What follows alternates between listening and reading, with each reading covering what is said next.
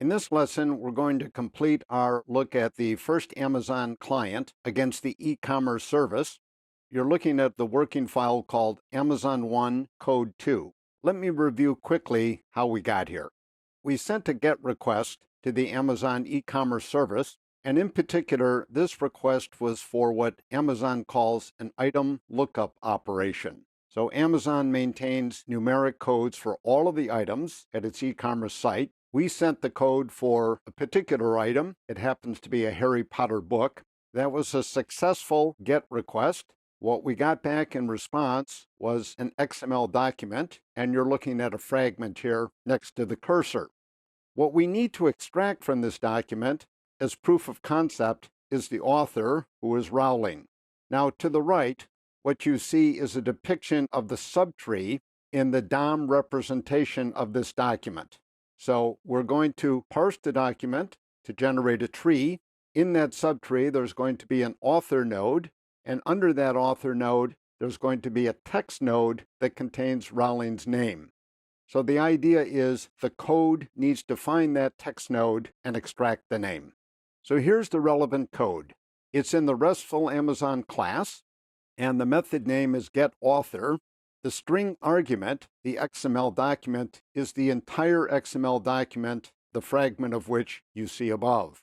Let me move down here to the numbered lines for ease of reference. What happens in line 1 is that XML document is reduced to a bunch of bytes, and those bytes are then used to populate a byte array input stream. You'll see why in just a moment. Basically, the Java parser wants a byte array.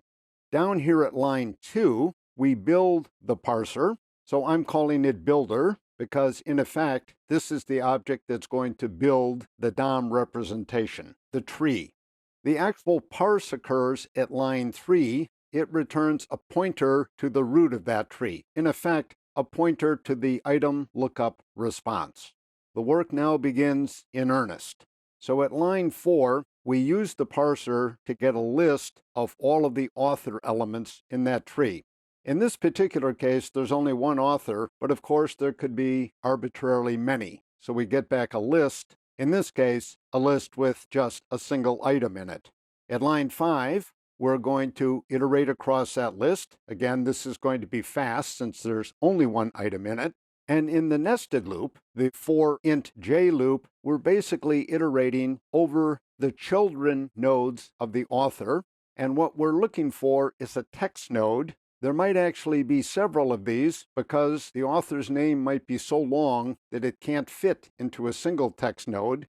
But in this case, the fix is in. There's going to be one text node because Rowling's name is relatively short and the whole name fits into that node. We grab that text node and then we extract the author's name from it, and the author's name is then returned.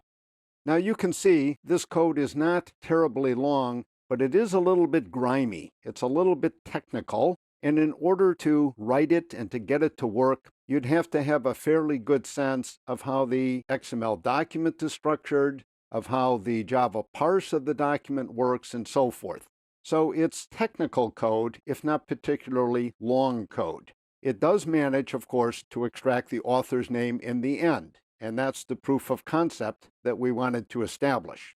If you were going to do this once in a great while, going through the challenge of a parse like this might not be such a big deal, but suppose you needed to do this on a regular basis. The question then becomes, isn't there an easier way to do this? And the short answer is yes. There certainly is. And what we're going to do in the next lesson is use the JAX-B packages in order to avoid the explicit parse of the XML document.